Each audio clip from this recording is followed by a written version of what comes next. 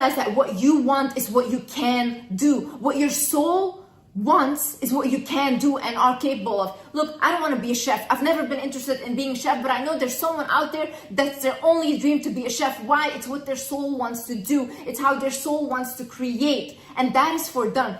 I love making advice videos. I love making these videos, but this is not for everyone. Not everyone loves to do this. This is a task for them. Why? My soul is different. This gives me purpose in life. When I wake up and I think I can at least help one person rethink their life, I can at least help one person just have a new perception in life, that is what I do it for. For me, money is just a side quest of me living my purpose. Money will come anyways because I'm an abundant soul and I do things from my heart. When you do something and you create things from your heart, money will follow anyways. It's an energy. Anything you want to do, anything your soul feels like, oh my God, I wish I had this, or anything you are jealous of from other people, whether it's luxury and all these things, because it's not about the luxury. Maybe it's about the freedom. Maybe you want money because you want freedom to go wherever you want, to be able to not have financial stress, because financial stress is a huge issue, guys. Not bad for wanting those things. But just think that if you want that, just know that you're able to attract that.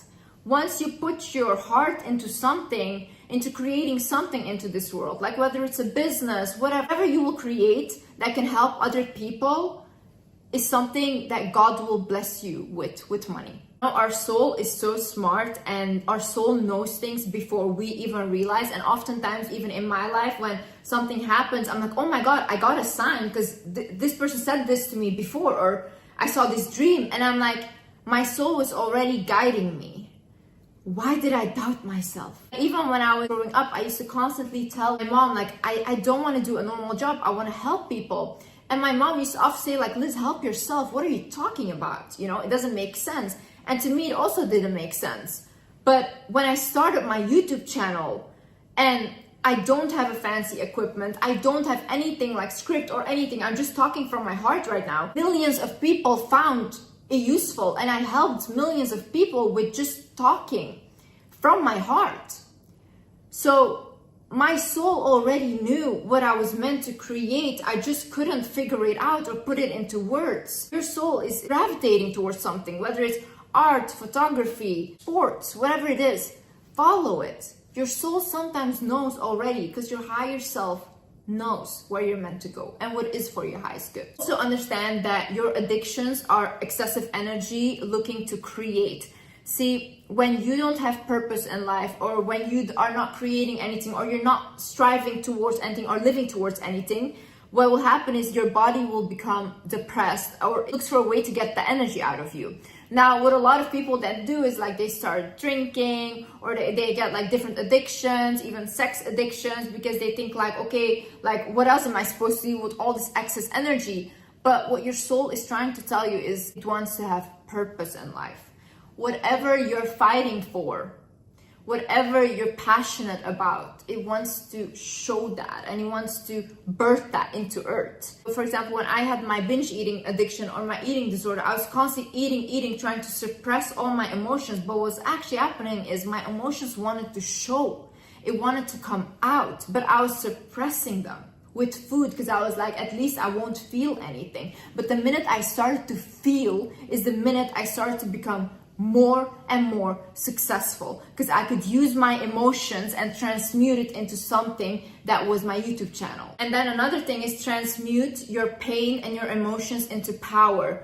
The biggest artists, they create their biggest masterpieces because they were sad, because they felt angry, because they wanted to take revenge on someone. That's when they create the biggest books, the biggest songs, the biggest poetry. Footballers, for example, they'll perform their best when they feel a very strong emotion. You see, even when I started this YouTube channel, my main motivator was anger and sadness. And I wanted someone to understand how what they did to me was so wrong. And I was like, I'm gonna show you that I'm gonna be the biggest one I can be. The anger of the abuse of all these things fueled me to make videos and to show other people that are in the same situation that if you believe in yourself, you can get out of this. If you believe in yourself and you take action. And one thing, Don't divert from your goal. One thing I have never ever done is set a goal and then do something else. No. I always know where I'm going, and I always know that what people can come with me or what people I shouldn't associate with if there's a goal that I want to go to.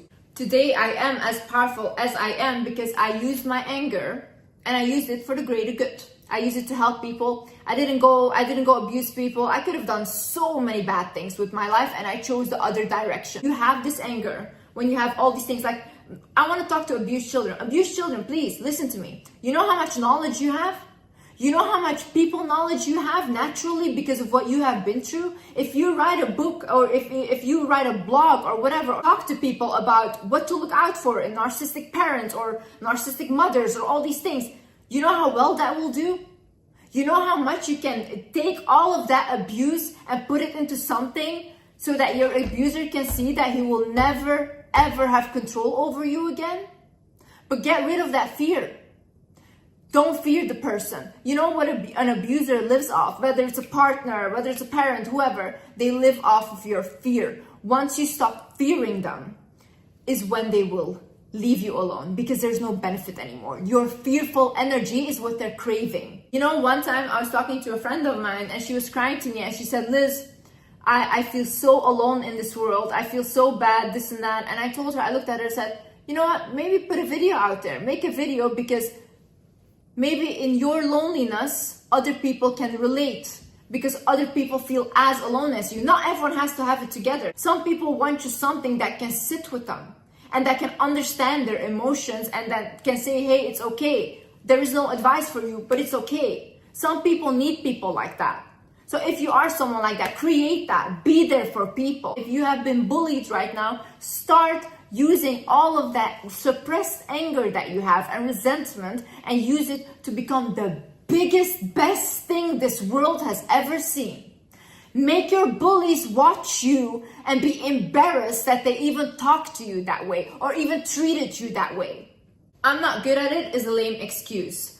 I wasn't good when I started YouTube. I wasn't good. If you go look at my first video and if you go look at the way I speak now, it's completely different. I'm much more advanced even in my knowledge. But does that mean that I didn't have to upload my first video? Yeah, I did. And still till this day, people go back to that first video and it helps them a lot. No one is good at anything when they first start out. We learn during the way. But the people that take that risk to just start out and not be embarrassed to look like a fool, because who are you embarrassed of? You look at anyone that is like a celebrity or whatever, they're not perfect at what they're doing at all, but they're doing it. That's different. They're doing it and you're not doing anything. So if you're not doing anything because you're scared to fail or to look embarrassing or whatever in front of people, then you live a life like that, okay? You have to start somewhere. Creation is not meant to be perfect. Creation is meant to be something that fulfills your soul. If you create life, if you're a mother and you have a child, you won't be a perfect mother. You haven't done this before. So you have trials and errors, but does that mean that what you created wasn't perfect? No. It means that it's still perfect to you because it was your creation and it came through your vessel. So be proud of that. Whenever you start, you will get good at it whilst you're doing it. And that's how everyone does it, guys. All the business people I know, everyone, they don't know what they're talking about in the beginning. They're figuring it out on their own whilst they're working with other people. And then you learn and you learn and then you become the person that is successful. But people don't see all the work that you put in before and they don't see it. They only see the pretty picture in front. But I'm here to tell you that I failed many more times than I've succeeded. And I've learned from my struggle more than I will ever learn from my success. Another thing, your struggle is your biggest teacher. How do we learn? How do we learn what we don't want to appreciate in relationships or what we don't want or do want? Through bad relationships, through making those mistakes. How do we learn what kind of job we want to do or we don't want to do? Through having a job that we didn't like or having experiences at work that we didn't like. Through all of these bad things that we demonize, we become a person that is a higher version of ourselves. If I look today at what taught me the most and where do I get my knowledge from, it's from my struggle. I just went to study psychology and that's it. And that's how I give people advice. It wouldn't be the same energy because I genuinely feel what people feel that are watching me. So I have that ability to feel other people because I was in their shoes and I got out of it. So I'm speaking from personal experience. Be grateful for your struggles and take your lessons and move them into success. Things either you will create it or someone else will do. See, these ideas, whatever idea you get in your mind or whatever, they need to come to earth. Now, if you're not going to do it, someone else will do it. And then you're going to sit there thinking, oh my God, that was my idea. I wanted to do it. Honey. The universe, God gave you that idea, but you didn't take it. So whoever takes it next is for them to birth to earth, okay? I'm telling you, you do not want to be the person that is left on the sideline watching everyone else live a happy, purposeful life. You don't want to be that person. Believe me. When you lived a life without purpose, when you lived a life that you feel like you only live for other people, I promise you, when you're 80 years old tomorrow, you're gonna regret your life. So either you take action now or you live your whole life in regret.